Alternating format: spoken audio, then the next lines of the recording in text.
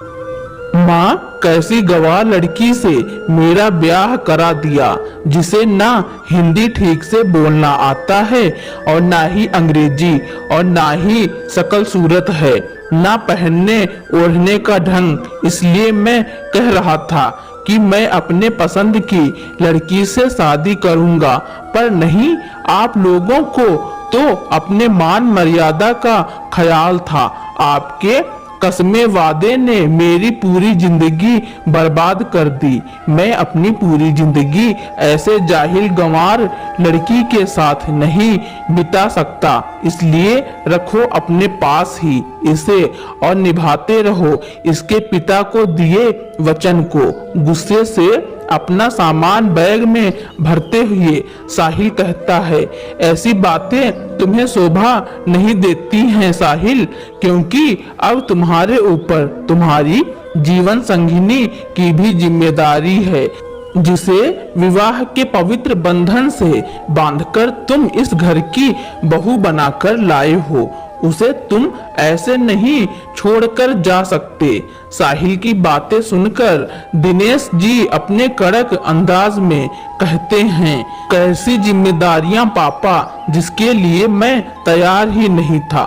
उस जिम्मेदारी की बात कर रहे हो आप लोगों ने मिलकर दो जिंदगियों को दांव पर लगा दिया है। मेरी भी कुछ ख्वाहिशें थी, कुछ सपने थे, जिसकी बलि आप लोगों ने चढ़ा दी। चीखते हुए साहिल कहता है, मानता हूँ तुम्हारी भी कई ख्वाहिशें थी, पर विश्वास करो बेटा, हमने जो किया वो बहुत सोच समझकर किया। हमारा विश्वास रखो बेटा, सिमरन से अच्छी समझदार जीवन संगिनी तुझे नहीं मिलती। समझाने की कोशिश करते हुए दिनेश जी कहते हैं, कितनी समझदार है वो दिख रही है मुझे। ऐसा कीजिए, आप ही उसे अपने पास रख लीजिए और उसकी समझदारी का अचार डालकर खाते रहिए। पर अब मैं यहाँ एक पल भी नहीं रुकूंगा, मैं अभी ही जा रहा हूँ अपनी जॉब पर वापस। दिनेश जी और स्नेहा जी उसे रोकने की पूरी कोशिश करते हैं, पर साहिल गुस्से में उनका हाथ झटक कर कमरे से बाहर निकल जाता है और दरवाजे के बाहर खड़ी सिमरन ये सब देखकर और सुनकर काठ की गुड़िया सी खड़ी बुत बनकर सिर्फ आंखों से अनगिनत आंसू बहाए जा रही थी। एक क्षण में ही उसके ख्वाहिशों की अर्थी सज चुकी थी। वो ख्वाहिशें जो हर कुंवारी लड़की अपने जीवन साथी के साथ देखना चाहती थी। क्या गलती थी उसकी जो उसे जीवन भर का दर्द मिल रहा था।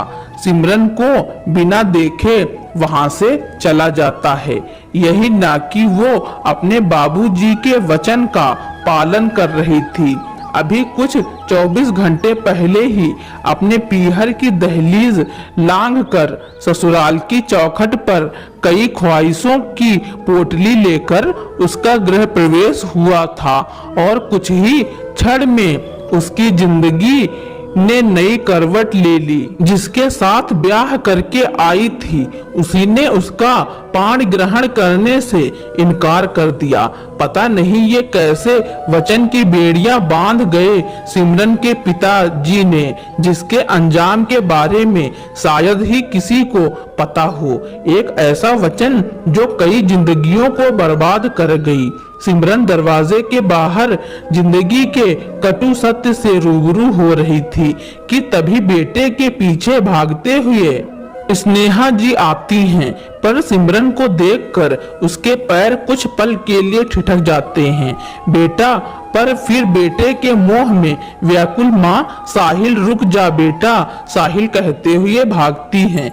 स्नेहा जी जब तक जाती तब तक साहिल अपनी गाड़ी लेकर जा चुका था। अब तो स्नेहा जी के ऊपर मानो पहाड़ टूट पड़ा। उन्हें समझ नहीं आ रहा था कि वो कैसे अपनी नई नवेली बहू से नजर मिलाएंगी। जिस बहू को अभी आए हुए एक दिन भी ठीक से नहीं हुए उससे कैसे संभालेंगी। यही सब सोचते सोचते स्नेहा जी वही बरामदे पर बनी सीढ़ियों पर निढाल होकर बैठ जाती हैं। एक तरफ बेटे का ऐसे नाराज होकर निकल जाना और दूसरी तरफ नई नवेली बहू के जीवन की चिंता। पता नहीं ये कैसी परीक्षा की घड़ी थी जो उन्हें दो राहों पर लाकर खड़ी कर दिया था। दिमाग में ये दुविधा चल ही रही थी कि तभी हाथ में पानी का गिलास लिए सिमरन स्नेहा जी के पास आकर बैठ जाती है और कहती है, माँ जी लीजिए पानी पी लीजिए और चिंता मत कीजिए, समय के साथ सब ठीक हो जाएगा। वक्त दर्द देता है तो मरहम भी वही लगाता है। मैं जानती हूँ इन सब की जिम्मेदार मैं ही हूँ। आज मुझसे यूं शादी नहीं हुई होती तो आप लोगों को छोड़कर ये ऐसे नहीं जाते। मैं ही बदनसीब हूँ जो बचपन में मेरे जन्म होते मेरी माँ छोड़कर चली गई। जवानी की दहलीज पर आई तो पिताजी छोड़कर चले गए और अब शादी हुई तो पति ने मुंह मोड़कर चले गए। कहते कहते सिमरन भावुक हो जाती है। ना बेटा, इसमें तुम्हारी कोई गलती नहीं है, ये तो ऊपर वाले का खेल है और हमने तुम्हें इस घर की बहू बनाकर कोई गलती नहीं की। स्नेहा जी ये कह रही थी कि तभी दिनेश जी आ जाते हैं और सिमरन के सिर पर हाथ रखकर कहते हैं, सिमरन बेटा अपना दिल छोटा मत करो, जो हुआ इसमें तुम्हारी कोई गलती नहीं है। तुमने तो वही किया जो एक बेटी को करना चाहिए और वचन तुम ही नहीं बंधी थी बल्कि हम भी बंधे थे बेटा। मैंने ही तो तुम्हारे पिता के अंतिम घड़ी में वचन दिया था कि मैं तुम्हारा ख्याल अपने अंतिम सांस तक निभाऊंगा, तुम्हें अपने घर की बहू बनाऊंगा। इन सब में ना तुम्हारी गलती है ना साहिल की है, सब हमारी गलती है। हमने ही बिना बच्चों की राय जाने अपनी दोस्ती के खातिर तुम दोनों को ऐसे वचन में बांध दिया। पर मैं वादा करता हूँ कि मैं साहिल और तुम्हारे रिश्ते को एक सूत्र में बांध कर ही रहूंगा। बस बेटा तुम मुझ पर भरोसा रखना, तुम्हारा ये बाप तुम्हारी जिंदगी में खुशहाली जरूर भरेगा। ऐसा कहकर दिनेश जी उदास मन से अपने कमरे में चले जाते हैं और स्नेहा जी और सिमरन वहीं बैठकर एक दूसरे से अपने सुख दुख बतियाने लगती हैं। खैर देखते देखते सिमरन दिनेश जी और स्नेहा जी की लाडली बन गई। समय पंख लगाकर अपनी गति से चल रहा था और सिमरन अपनी अधूरी जिंदगी को अपने सास ससुर के प्यार की छांव में बिता रही थी। पर इन 4 महीनों में ना साहिल आया ना ही उसका कोई संदेशा। पर एक दिन अचानक साहिल के नाम की फोन की घंटी बजती है। स्नेहा जी खुशी से फोन रिसीव करती हैं और खुश होते हुए कहती हैं, साहिल बेटा कैसा है तू? मैं साहिल नहीं बल्कि डे केयर अस्पताल से बोल रहा हूँ। वो आपके बेटे का एक्सीडेंट हो गया है और अभी वो आईसीयू में भर्ती है, तो आप जल्दी से दिल्ली आ जाइए। एक्सीडेंट की खबर सुनकर स्नेहा जी के पैर लड़खड़ाने लगते हैं और वो रोते हुए जमीन पर बेसुध गिर जाती है। उनकी ये अवस्था देखकर सिमरन भागकर स्नेहा जी के पास आती है और उन्हें संभालते हुए पूछती है, माँ माँ क्या हुआ? माँ आंखें खोलिए, क्या हुआ माँ? कहते हुए दिनेश जी को आवाज लगाती है, बाबूजी बाबूजी जल्दी आइए, देखिए माँ को क्या हुआ है। सिमरन की तेज आवाज सुनकर दिनेश जी भागकर स्नेहा जी के पास आते हैं और उन्हें हिलाते हुए कहते हैं, स्नेहा क्या हुआ? बताओ क्या हुआ? किसका फोन था? बताओ स्नेहा। दिनेश जी की तेज आवाज स्नेहा जी के कान में गूंज उठती है। तब जाकर उन्हें होश आया। फिर वो घबराते हुए कहती हैं, चलिए जी जल्दी चलिए, हमें अभी निकलना है। वहाँ मेरा बेटा कहते कहते फफक पड़ती है, ये क्या कह रही हो साहिल की माँ? साहिल को क्या? स्नेहा जी को झंझोड़ते हुए दिनेश जी पूछते हैं, वो अस्पताल से फोन आया था, वो साहिल का एक्सीडेंट हो गया, ना जाने मेरा लाल कैसा होगा। बेहताशा स्नेहा जी अपनी धुन में बोले जा रही थी और आंखों से निर्झर आंसू की धारा निकलती जा रही थी, जिसे देखकर दिनेश जी स्नेहा जी को सीने से लगाते हुए कहते हैं, कुछ नहीं होगा हमारे बेटे को, तुम भरोसा रखो भगवान पर और जल्दी से कुछ कपड़े और पैसे बांध लो, तब तक मैं गाड़ी का इंतजाम करके आता हूँ। ऐसा कहकर दिनेश जी गाड़ी की व्यवस्था करने चले जाते हैं और स्नेहा जी और सिमरन सामान बांध लेते हैं। थोड़ी देर में गाड़ी आ जाती है और सभी आगरा से दिल्ली के लिए निकल जाते हैं। पूरे रास्ते सिमरन चुप थी, उदास थी और मन ही मन रो रही थी अपनी किस्मत पर। आखिर हर बार उसकी ही किस्मत में क्यों बिछड़न का दुख लिखा था? माँ पिताजी को वह पहले ही खो चुकी थी और अब वो जिंदगी की जंग लड़ रहा था और भले ही सिमरन को दिल से नहीं अपनाया था, पर वो थी तो उसकी ब्याही ना, वो कैसे अपने कर्तव्यों से पीछे हट जाती। इसलिए वो चली गई। स्नेहा जी के मना करने के बावजूद भी आज उसे सच में भगवान से शिकायत थी। वो आज तक अपने तकदीर को स्वीकारते रही, पर आज उसका सब्र जवाब दे रहा था, क्योंकि उसे लग रहा था कि उसके कर्मों की सजा साहिल भुगत रहा है। वो जब से साहिल की जिंदगी में आई थी तब से सब बुरा ही हो रहा था। स्नेहा जी का हंसता खेलता सारा परिवार उसकी वजह से बिखर गया। दिनेश जी का इकलौता बेटा उनसे मुंह मोड़कर चला गया और इन सब की वजह सिर्फ वो और वो थी। सिमरन अपने आप से द्वंद्व कर रही थी कि तभी गाड़ी हॉर्न के आवाज के साथ गाड़ी रुक जाती है। देखा तो सामने अस्पताल था। स्नेहा जी और दिनेश जी बिना पल भर की देरी किए अस्पताल के अंदर दाखिल होते हैं और रिसेप्शन पर साहिल के बारे में पूछताछ करते हैं। साहिल का नाम सुनकर वहीं बैठे रमन साहिल का दोस्त आता है और कहता है, अंकल जी मैं साहिल का दोस्त रमन, आप चलिए मेरे साथ। फिर सभी रमन के पीछे पीछे आईसीयू तक जाते हैं और फिर सभी बाहर खड़े होकर डॉक्टर का इंतजार करने लगते हैं। सभी बेचैनी से आईसीयू पर निगाहें टिकाकर खड़े थे। इसी बीच दिनेश जी रमन से एक्सीडेंट की जानकारी लेते हुए पूछते हैं, ये सब कैसे हुआ बेटा? अंकल जी मुझे भी कुछ पता नहीं है, बस इतना पता है कि कल रात साहिल बहुत निराश था, उसका जॉब छूट गया था। और वो ऐसा कहकर रमन स्नेहा जी और सिमरन को देखकर शांत हो जाता है। और वो क्या रमन बेटा मुझे साफ साफ बताओ, भगवान के लिए कुछ मत छुपाओ मुझसे। हाथ जोड़ते हुए दिनेश जी रमन को कहते हैं, प्लीज अंकल जी ऐसा मत कीजिए, आप मेरे पिता समान हैं, ऐसे हाथ मत जोड़िए। फिर रमन थोड़ी दूर दिनेश जी को ले जाते हैं और उन्हें रीना और साहिल के रिश्ते के बारे में बताता है। रीना और साहिल एक ही कंपनी में काम करते थे। रीना उसकी सीनियर थी।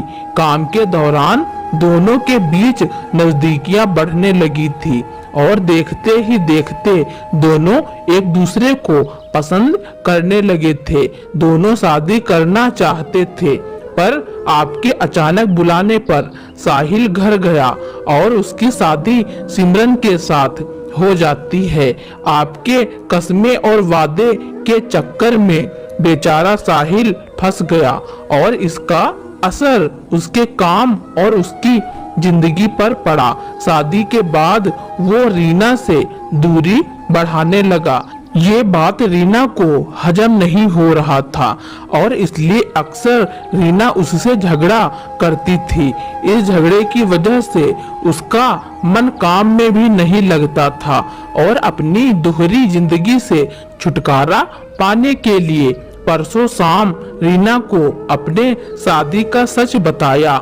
उसके बाद दोनों के बीच काफी कहा सुनी हुई और रीना ने बॉस को कहकर साहिल को काम से निकलवा दिया। साहिल ये सब बर्दाश्त नहीं कर पाया और कल रात को 2 बजे शराब के नशे में गाड़ी लेकर बस कहीं निकल गया।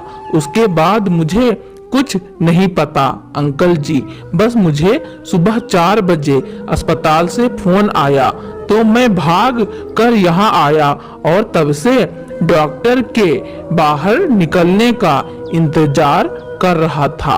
वो नर्स बोल रही थी काफी गंभीर चोट आई है, इसलिए पिछले 4 घंटे से उसका इलाज चल रहा है। रमन के मुंह से सच जानकर दिनेश जी जड़वत से हो गए।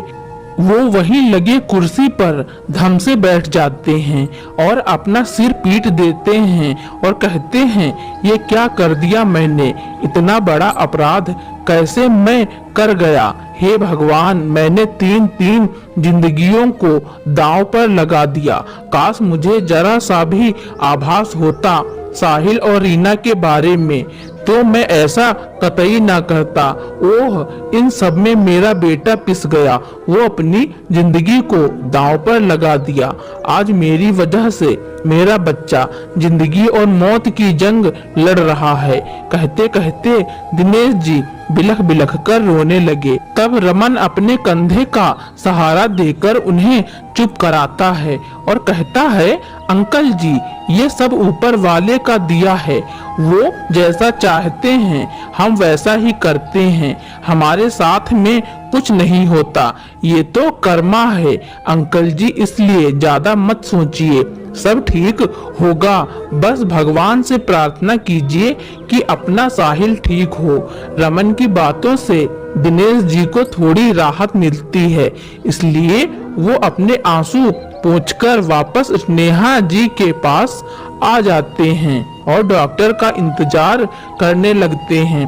करीब आधे घंटे के बाद आईसीयू का लाइट बंद होता है और डॉक्टर खन्ना बाहर आते हैं। डॉक्टर के आते ही दिनेश जी, स्नेहा जी उनके पास आते हैं। फिर डॉक्टर कहते हैं देखिए, मैंने तो अपनी तरफ से पूरी कोशिश की है, अब भगवान की मर्जी। अभी पेशेंट के लिए 72 घंटे बहुत क्रिटिकल हैं, इसलिए ऊपर वाले से दुआ कीजिए। एक्सीडेंट इतना भयानक था कि कुछ भी कहना अभी उचित नहीं होगा। यह कहकर डॉक्टर खन्ना दिनेश जी के कंधे पर हाथ रखकर चले जाते हैं। अब क्या होगा आगे 72 घंटे सुनकर स्नेहा जी के आंखों से आंसू बंद होने का नाम ही नहीं ले रहा था और सिमरन अंदर ही अंदर घुट रही थी। इन दोनों को देखकर दिनेश जी और बेचैन हो जाते। इस 72 घंटे को काटना सभी के लिए काफी कठिन था। ना कोई ठीक से खा रहा था, ना ही आराम कर रहा था। स्नेहा जी और सिमरन वहीं अस्पताल के मंदिर में बैठकर भगवान के सामने अपनी अर्जी लगा रही थी। खैर, किसी तरह ये 72 घंटे बीते और उन दोनों के तपस्या का फल मिला। रात के 10 बजे साहिल को होश आया। दिनेश जी और स्नेहा जी भागकर साहिल से मिलने आईसीयू में जाते हैं और उन दोनों के पीछे पीछे सिमरन भी अपने गंभीर कदमों से दाखिल होती है। माँ और पापा को देखकर साहिल की आंखें बरबस ही बरस जाती हैं, पर जैसे ही उसकी नजर माँ के पीछे खड़ी सिमरन पर पड़ती है, उसकी नाराजगी और नफरत भरी निगाहें उसे कटघरे में खड़ा कर देती हैं। वो भावनाओं और संवेदनाओं को पढ़ना अच्छी तरह से जानती थी, क्योंकि किस्मत ने उसे यही तो आज तक दिया था, इसलिए वो आईसीयू से बाहर निकल जाती है और भगवान के सामने जाकर फूट फूट कर रोने लगती है। फिर आते जाते लोगों को देखकर खुद को संभालती है और अपनी किस्मत की इस लड़ाई को लड़ने के लिए अपनी कमर कस लेती है। उसे पता था कि साहिल उसे अपने आसपास भी भटकने नहीं देगा। उसके हालात कुछ भी हो, पर सिमरन भी दृढ़ निश्चय से भरी युवती थी। वो भी अपने कर्म से पीछे हटने वालों में से नहीं थी और अपने पत्नी धर्म निभाने में कोई कसर छोड़ना नहीं चाहती थी। इसलिए अपने आंसू पोंछती है और आईसीयू में जाती है। फिर थोड़ी देर बाद सभी नर्स के कहने पर बाहर आ जाते हैं, क्योंकि साहिल की हालत ऐसी नहीं थी कि उसे सबके बीच रखा जाए। वो अभी भी अपने दर्द और अपने जख्म से गुजर रहा था। वो पूरी तरह से घायल था और फिलहाल सिर्फ उसे होश आया था, ठीक नहीं हुआ था। खैर, स्नेहा जी और दिनेश जी को तो बस इस बात की खुशी थी कि उनका बेटा उनकी आंखों के सामने था। हाँ, तकलीफों से जूझ रहा था पर सही सलामत था। इसी बात के लिए दोनों पति पत्नी भगवान को धन्यवाद दे रहे थे कि तभी नर्स आकर कहती है, दिनेश जी, आप सभी को डॉक्टर खन्ना अपने केबिन में बुला रहे हैं।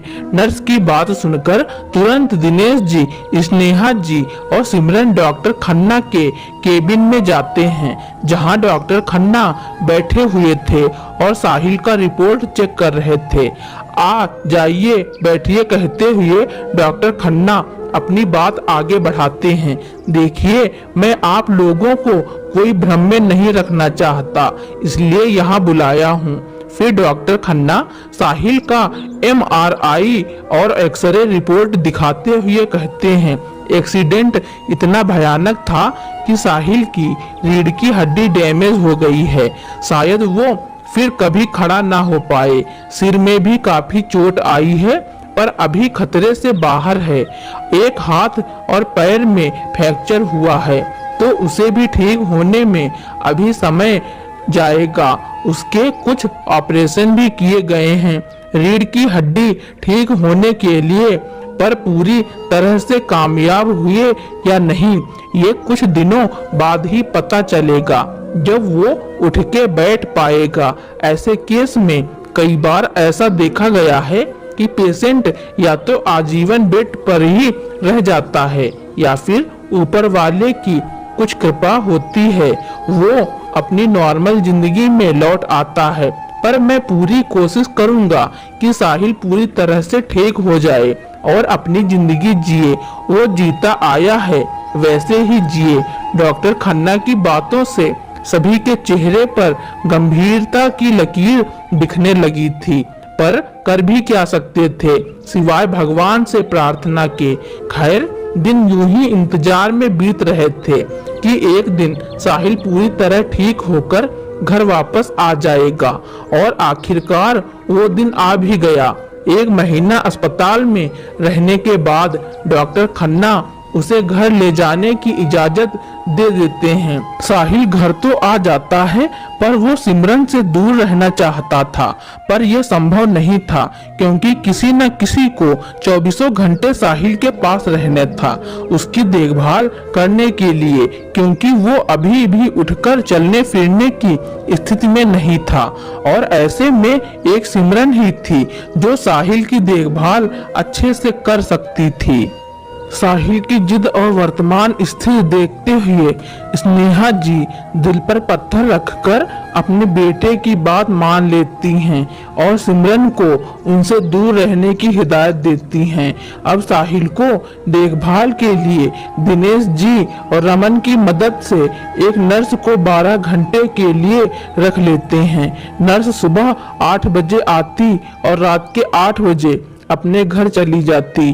फिर तो साहिल को देखने वाला दिनेश और स्नेहा जी ही बचते थे। स्नेहा जी कुछ दिनों तक साहिल के कमरे में ही सोती थी, ताकि रात बिरात उसे किसी चीज की जरूरत तो वो उठकर दे सके।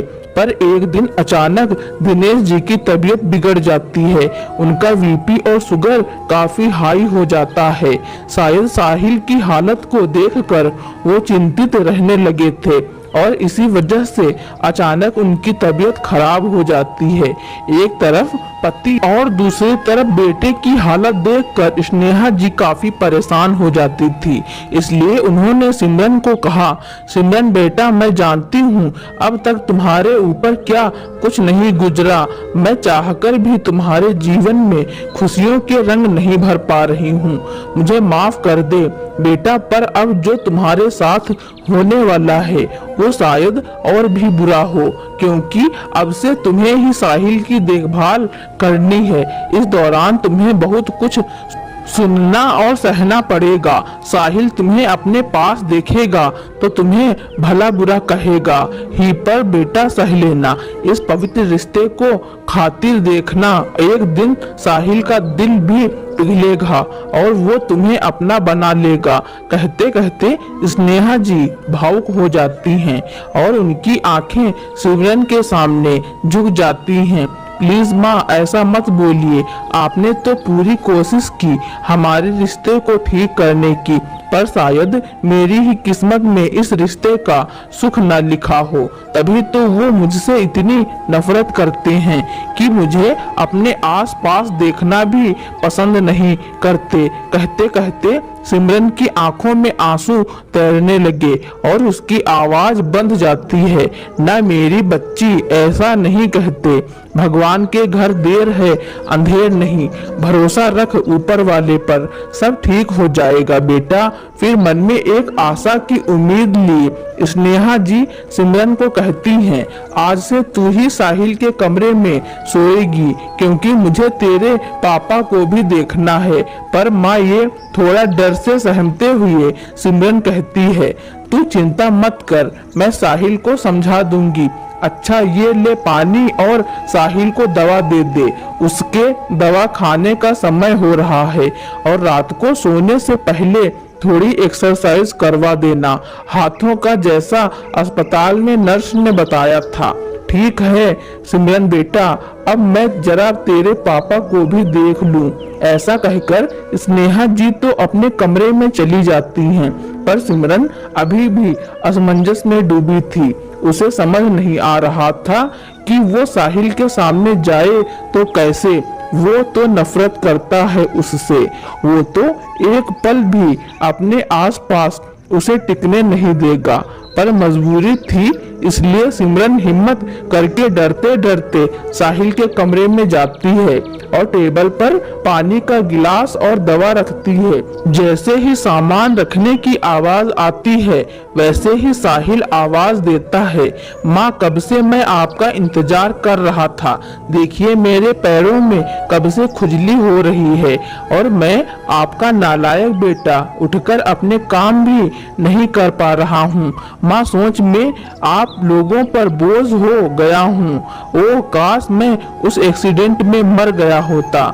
ऐसा कहते कहते साहिल के आंखों से आंसू गिरने लगता है और इधर सिमरन भी साहिल के दर्द को महसूस करके भावुक हो जाती है, पर उसकी हिम्मत इतनी नहीं थी कि वो जाकर साहिल के आंखों से छलकते आंसू को पोंछ सके और उसके दर्द की हमसफर बन सके। खैर, ये तो उसके लिए एक सपना ही था, इसलिए बिना कुछ बोले साहिल के पैरों को हल्के हल्के खुजलाने लगती है।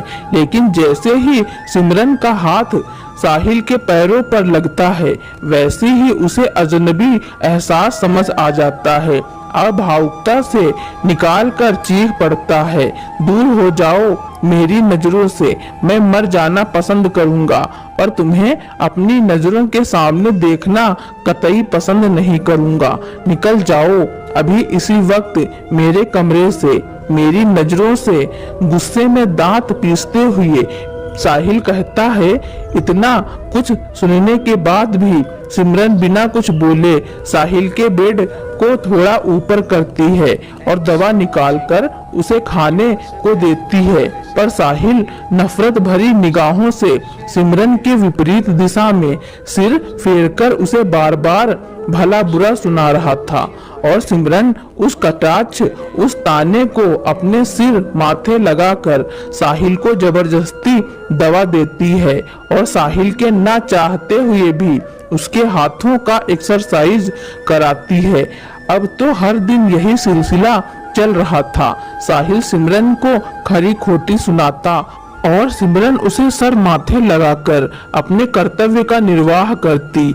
उधर स्नेहा जी इस उम्मीद में आंखें टिकाए बैठी थी कि आज नहीं तो कल साहिल और सिमरन के बीच की दूरियां नजदीकियों में बदल जाएंगी और शायद इसलिए जानबूझकर सिमरन को साहिल के कमरे में भेजती थी ताकि बंद कमरे में उनके गिले शिकवे दूर हो जाएं। शायद एक माँ के नाते उनका सोचना भी जायज था। हर माँ चाहती है कि उनके बेटे के जीवन में खुशियां ही खुशियां हों, पर ऐसा अब तक कुछ नहीं हो रहा था।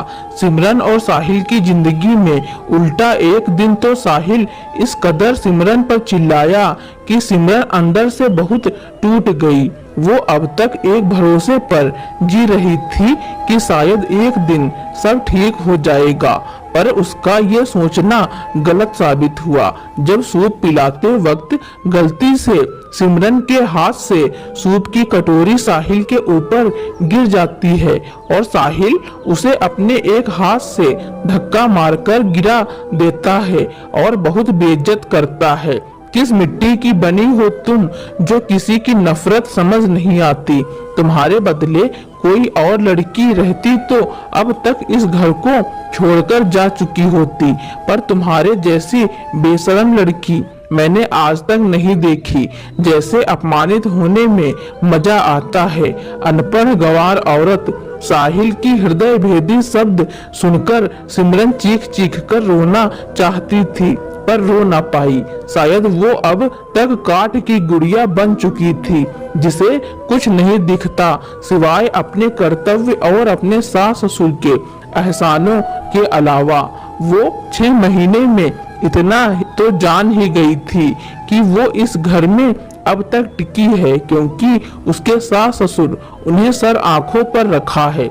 इसलिए अक्सर अंदर ही अंदर घुटती रहती। रात के अंधियारे में अपनी तन्हाइयों में अपने अकेलेपन में जी भरकर रोती और मन ही मन कहती, एक बार साहिल जी की तबीयत ठीक हो जाए, उसके बाद मैं हमेशा हमेशा के लिए इस वचन की बेड़ियों को तोड़कर इस घर से और साहिल जी की जिंदगी से दूर हो जाऊं। उसके पैर जकड़े हुए हैं।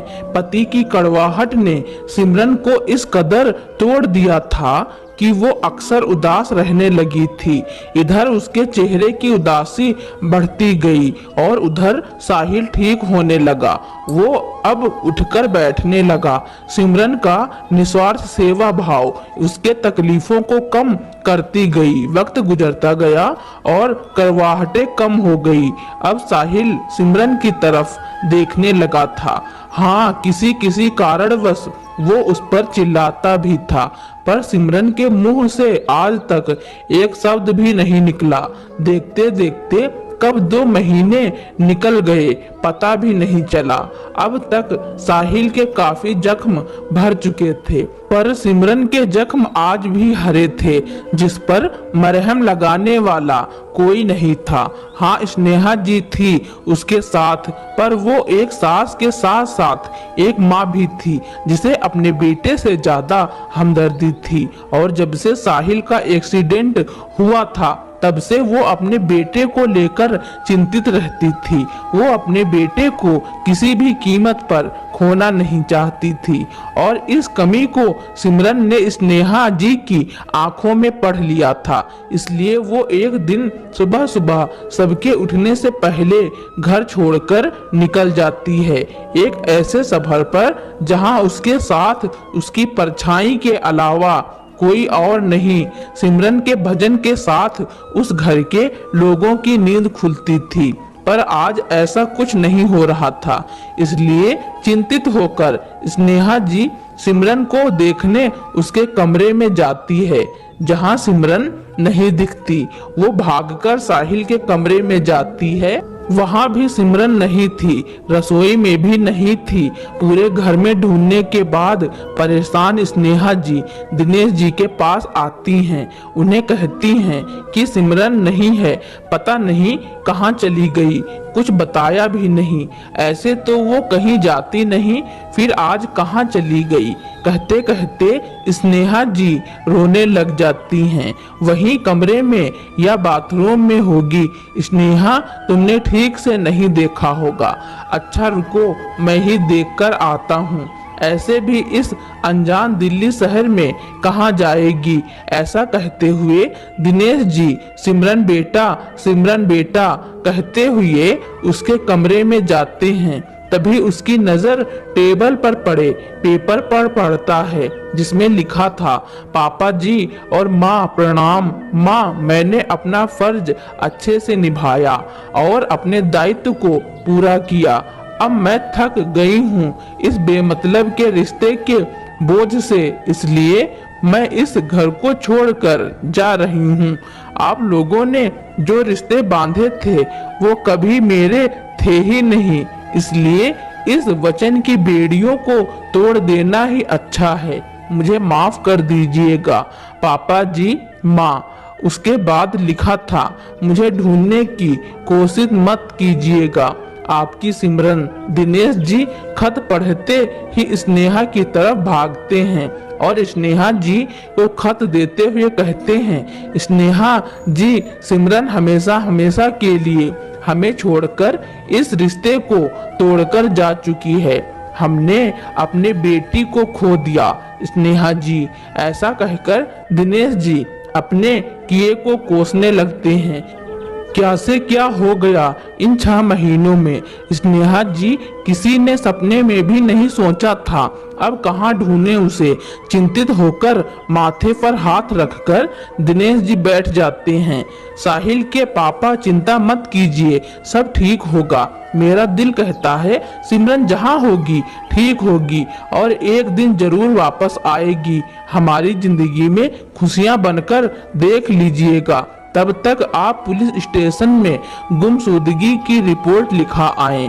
ठीक है कहकर दिनेश जी पुलिस स्टेशन चले जाते हैं और स्नेहा जी साहिल का सुबह का नाश्ता और दवा लेकर जाती है। फिर खिड़की का पर्दा हटाते हुए कहती है, उठ बेटा साहिल, चल जल्दी से ब्रश कर ले और नाश्ता कर। माँ कहकर साहिल आहिस्ते से उठकर बैठता है और स्नेहा जी के सहारे बेड से उठकर बाथरूम की तरफ जाते हुए कहता है, माँ आज सुबह सुबह आप, वो आपकी कहते हुए शांत हो जाता है।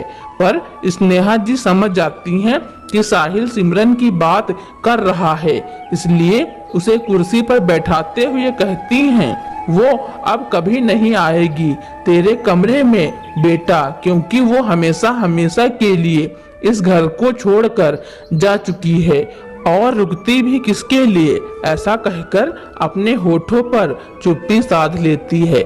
स्नेहा जी की बातों से खुश होना चाह रहा था साहिल, पर वो खुश नहीं हो पाया। शायद एक कमी सी खली थी आज पहली बार उसे सिमरन के लिए।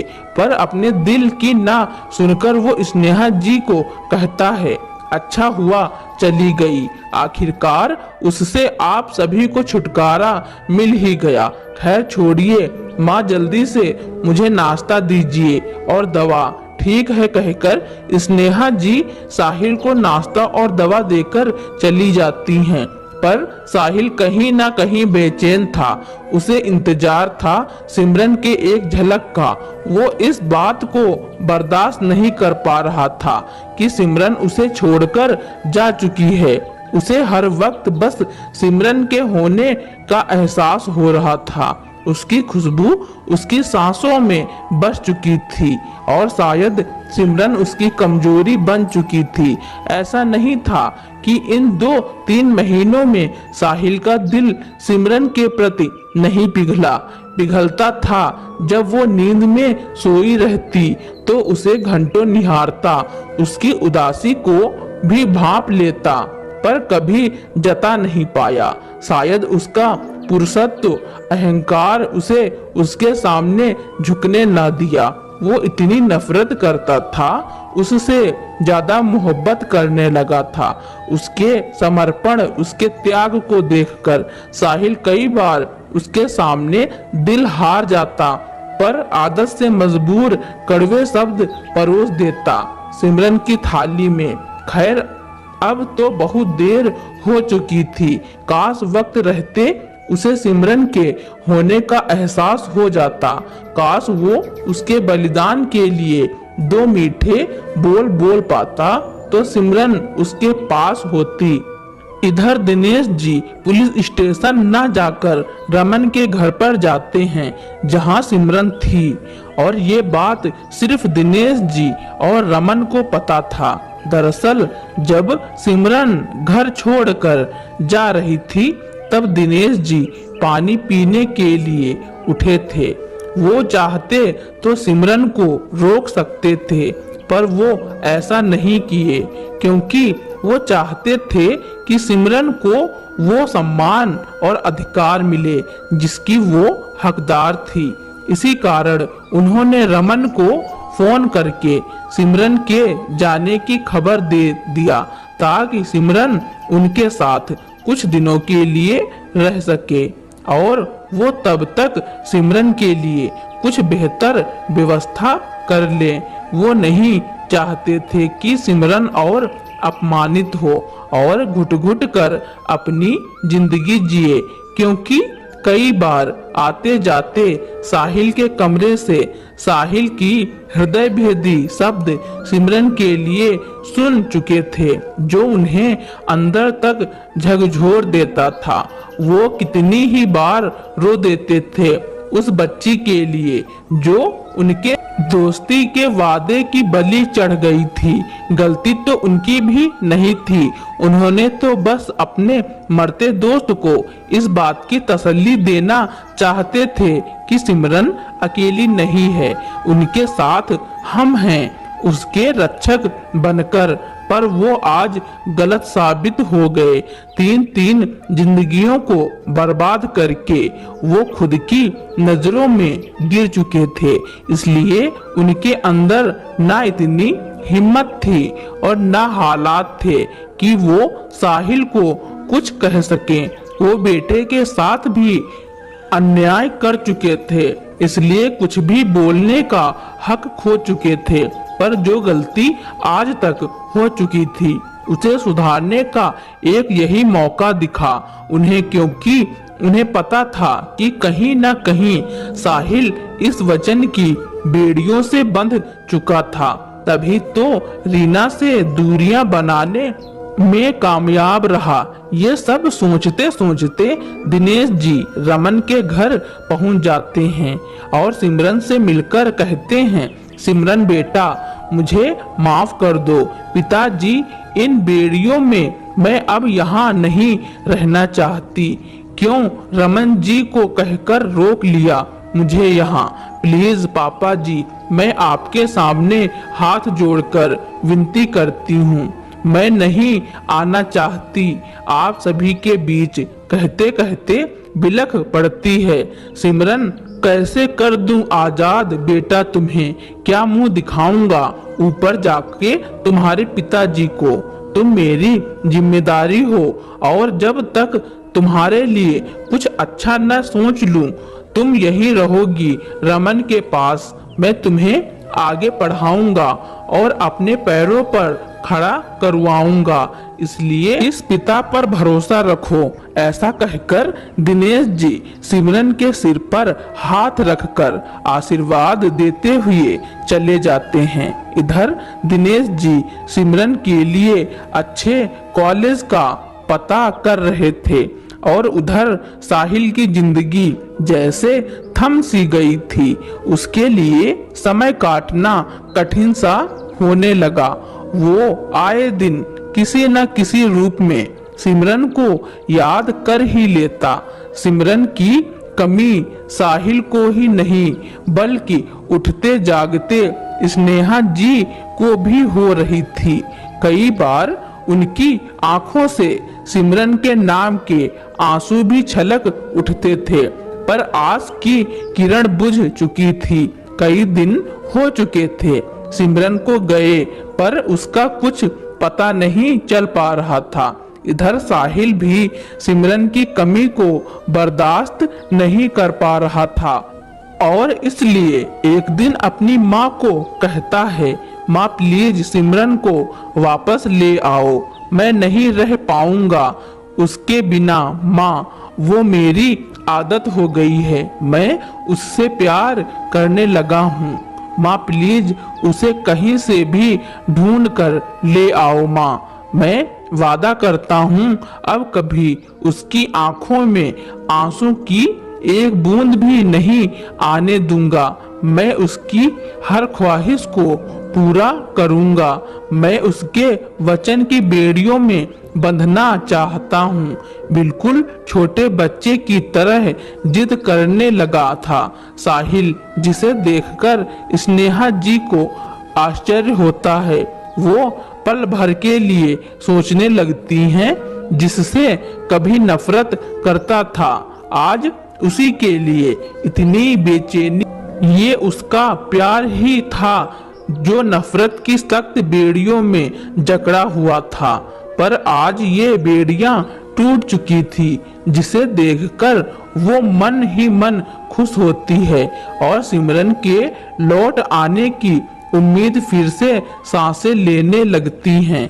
ये खुशखबरी स्नेहा जी दिनेश जी को सुनाने जाती हैं और दिनेश जी भी सुनकर खुश हो जाते हैं। आखिर वे लोग भी तो यही चाहते थे कि साहिल को एहसास हो सिमरन की कमी का, पर अचानक से स्नेहा जी उदास हो जाती हैं और कहती हैं, साहिल के पापा सिमरन को गए आज 8 दिन हो गए, पर उसकी कोई खबर नहीं है। हमें कहाँ गई होगी हमारी बच्ची? मुझे पता है स्नेहा सिमरन कहाँ है, पर क्या वो साहिल की जिंदगी में वापस आना चाहेगी? दिनेश जी भी थोड़ा गंभीरता भरे लहजे में कहते हैं, जी आपको पता है सिमरन कहाँ है, फिर आपने मुझे बताया क्यों नहीं? खुश होते हुए स्नेहा जी कहती हैं, हाँ स्नेहा, वो रमन के घर पर है। ये बात अभी साहिल को मत बताना, क्योंकि मैं चाहता हूँ कि साहिल आवेश में आकर कोई कदम नहीं उठाए, बल्कि पूरी तसल्ली के साथ सिमरन को अपनी जिंदगी में लाने का सोचे। गंभीरता पूर्वक दिनेश जी कहते हैं, ठीक है जी, जैसा आप चाहें वैसा ही होगा। ऐसा कहकर स्नेहा जी रसोई में अपना काम निपटाने चली जाती हैं। इधर साहिल को हल्की आंख ही लगी थी कि उसे ऐसा लगा मानो सिमरन उसके पास खामोश खड़ी है। उसकी खामोशी उसे अंदर से चीर रही थी। वो उसके मुंह से शब्द सुनने को उतारू था। उसकी उदास आंखें बहुत कुछ कहना चाह रही थी, पर कह नहीं पा रही थी। उसके केसों में वो उलझना चाह रहा था, पर नहीं उलझ पा रहा था। उसकी बेचैनी बढ़ती जा रही थी।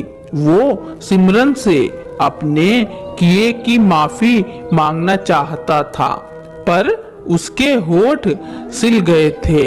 वो सिमरन को बाहों में भरकर भरोसा दिलाना चाह रहा था और वो उससे दूर जा रही थी, बहुत दूर की। तभी अचानक ही चीख के साथ उसकी नींद खुल जाती है और उसके आंखों से दर्द भरे आंसू छलक उठते हैं। सिमरन का एहसास उसके कतरे कतरे में बस गया था। वो चाह कर भी उसे भूल नहीं पा रहा था। शायद वो थी ही इतनी अच्छी कि उसकी अच्छाई साहिल पर हावी हो गई। साहिल अपनी जिंदगी में बहुत लड़कियों से मिला, पर सिमरन जैसी सहनशील, गंभीर, सौम्य, साधारण लड़कियों आज तक न देखा।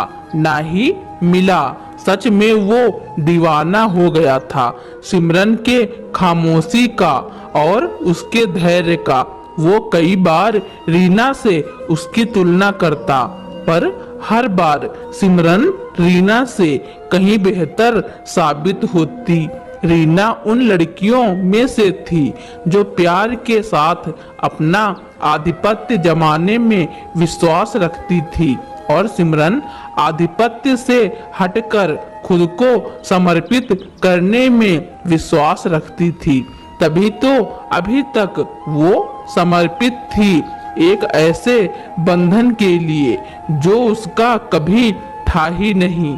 ये सब सोचते सोचते साहिल आहिस्ता आहिस्ता चलकर अपने कमरे से बाहर आता है और स्नेहा जी और दिनेश जी को आवाज लगाने लगता है, माँ माँ कहाँ हैं आप? मुझे आप लोगों से बात करनी है।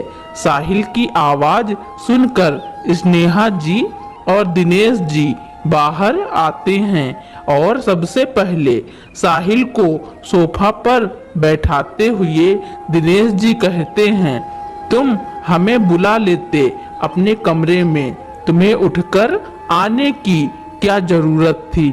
अभी भी तुम पूरी तरह से ठीक नहीं हुए हो। साहिल बेटा, अब मैं ठीक हूँ पापा, और मुझे अभी के अभी सिमरन को ढूंढने जाना है। आप लोग ऐसे कैसे आराम से बैठ सकते हैं जबकि आपकी बहू 8 दिनों से गायब है? मुझे अभी उसे ढूंढने जाना है। मुझे वापस सिमरन को अपनी जिंदगी में लाना है। साहिल की बातों से सिमरन के लिए बेचैनी देखकर अब तक दिनेश जी को पूरा विश्वास हो चुका था कि साहिल सच में सिमरन को अपनी जिंदगी का हिस्सा बनाना चाहता है। इसलिए वो साहिल को भरोसा दिलाते हैं कि सिमरन जल्द से जल्द वापस घर लौट आएगी और वो सिमरन को लेकर आएंगे। ऐसा कहकर दिनेश जी स्नेहा जी को कहते हैं कि साहिल को अंदर कमरे में ले जाएं और आराम करे। साहिल स्नेहा जी के साथ कमरे में चला जाता है और दिनेश जी सिमरन से मिलने रमन के घर की घंटी बजती है। ट्रिंग ट्रांग। रमन आकर दरवाजा खोलता है और सिमरन को आवाज देता है, सिमरन भाभी।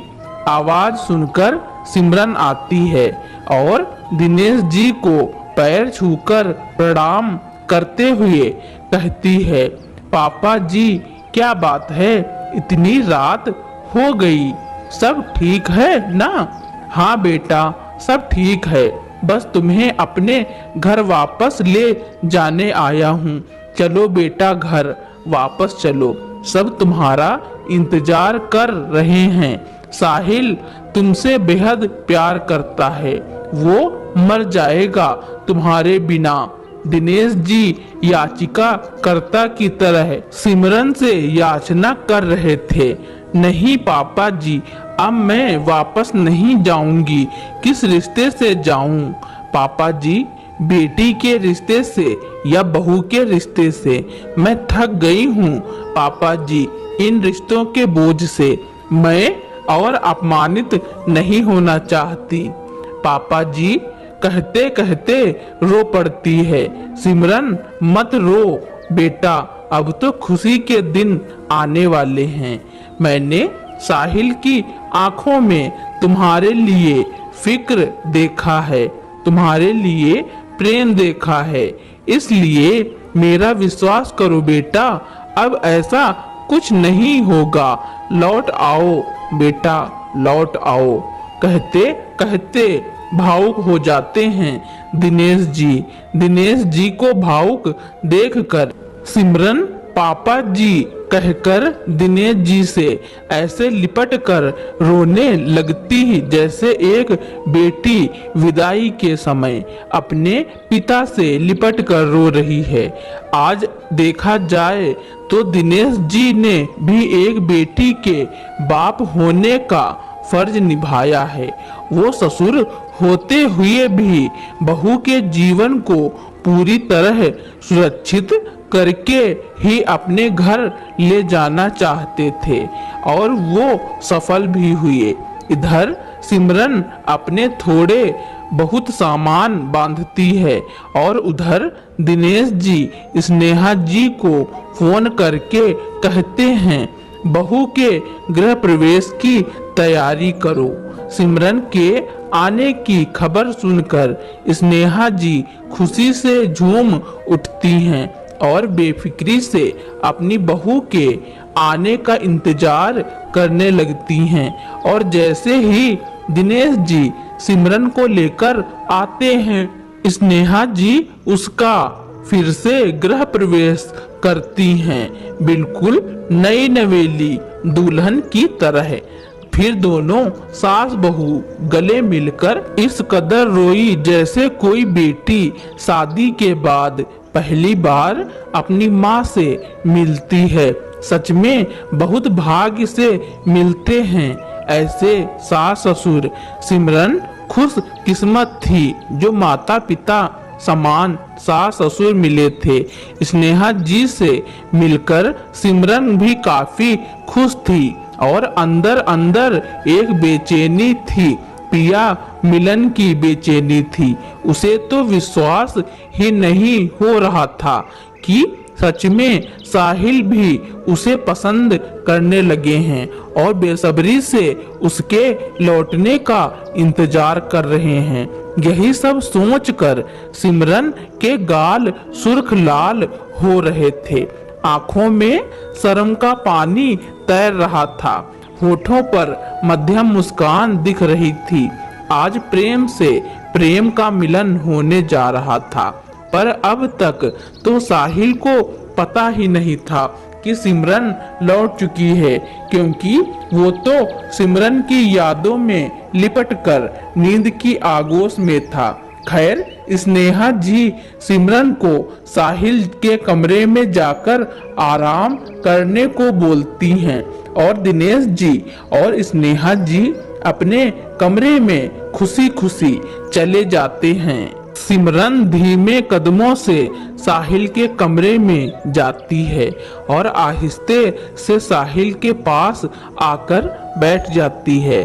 साहिल गहरी नींद में सो रहा था और सिमरन उसे अपलक निहार रही थी। आज पहली बार वो साहिल को अपने हमसफर की नजरों से देख रही थी कि अचानक उसे साहिल की कहीं वही सब बातें याद आने लगती हैं जिससे वो आहत होती। वो झट से अपने कदम पीछे कर लेती है और जैसे ही उठकर जाने लगती है वैसे ही साहिल उसके हाथ को थाम लेता है और कहता है, रुक जाओ सिमरन, मुझे पता है तुम मुझे कभी माफ नहीं करोगी, पर देखो तुम्हारी आहट मुझे नींद में भी परेशान करती है। तुम्हारी खुशबू मेरे रग रग में बस चुकी है। मैं तुमसे बेइंतहा मोहब्बत करने लगा हूँ। मैं नहीं जी सकता तुम्हारे बिना सिमरन, मैं मर जाऊंगा। अगर तुम मेरी जिंदगी से चली गई तो मैं वादा करता हूँ तुम्हारा हाथ कभी नहीं छोड़ूंगा। तुम्हारे आंखों में आंसू की एक बूंद भी नहीं आने दूंगा, पर लौट आओ मेरी जिंदगी में। उन 7 वचन की बेड़ियों में बंधना चाहता हूँ। कुछ तो बोलो सिमरन, तुम्हारी खामोशी मुझे अंदर तक चीर रही है। कह दो आज जो कहना है, पर ऐसे खामोश मत रहो, नहीं सहन होती है तुम्हारी ये खामोशी, डर लगता है तुम्हारी खामोशी से, भगवान के लिए निकाल दो अपने दिल के दर्द को, सिमरन कह डालो तुम्हें जो कहना है, आज तुम्हारा ये दोषी तुम्हारे सामने है, कह दो सिमरन आज अपने होठों को मत सिलो, कह दो जो कहना है, आज मैं तुम्हें सुनना चाहता हूँ, सिमरन साहिल बस आज सब कुछ कह देना चाहता था, जो उसके दिल में था वो हाले दिल सुना देना चाहता था, पर सिमरन अब तक खामोश थी, जड़वत सी खड़ी थी, बस आंखों से निर्झर धारा बहे जा रही थी, शायद उसके खामोशी से निकले आंसू भी सभी दर्द के थे, जो साहिल ने अब तक दिया था वो उसे बहा देना चाहती थी, ताकि आने वाले कल में उसकी परछाई भी ना आए। आज उसका पति पाणी ग्रहण करने को तैयार था, हर शर्त पर वचन की बेड़ियों को तोड़कर रिश्ते की बेड़ियों में बंधने को तैयार था, पर सिमरन डर रही थी इस ख्वाब रूपी सच से, इसलिए खामोश थी।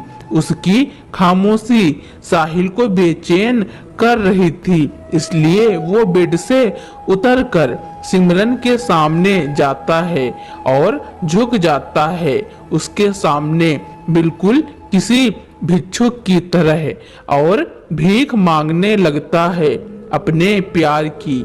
क्या सच में सच्ची मोहब्बत बदल देती है किसी इंसान को? आज सिमरन भी वही देख रही थी, वो नफरत की दास्तां और ये प्यार की दास्तां देखकर सिमरन खुद को रोक नहीं पाई और साहिल के सीने से लग जाती है और रो पड़ती है। उसकी दीवानगी में साहिल भी उसे बाहों के आगोश में भरकर भावुक हो जाता है। आज सही मायने में रिश्ते को सच्ची पहचान मिली थी, जो रिश्ता वचन की बेड़ियों में बंधकर बंधा था वो आज प्यार के बंधन में बंध गया था। दोस्तों, इस कहानी के बारे में आपका क्या कहना है और यह कहानी आपको कैसी लगी कमेंट में जरूर लिखना। मेरी कहानी सुनने के लिए धन्यवाद। अगर मेरी कहानी आपको अच्छी लगती हो या फिर मेरे चैनल पर नए हो तो मेरे चैनल को लाइक, कमेंट, शेयर, सब्सक्राइब एवं बेल आइकन का बटन दबाना ना भूलें, ताकि मेरी वीडियो आप तक पहले ही पहुंचती रहे।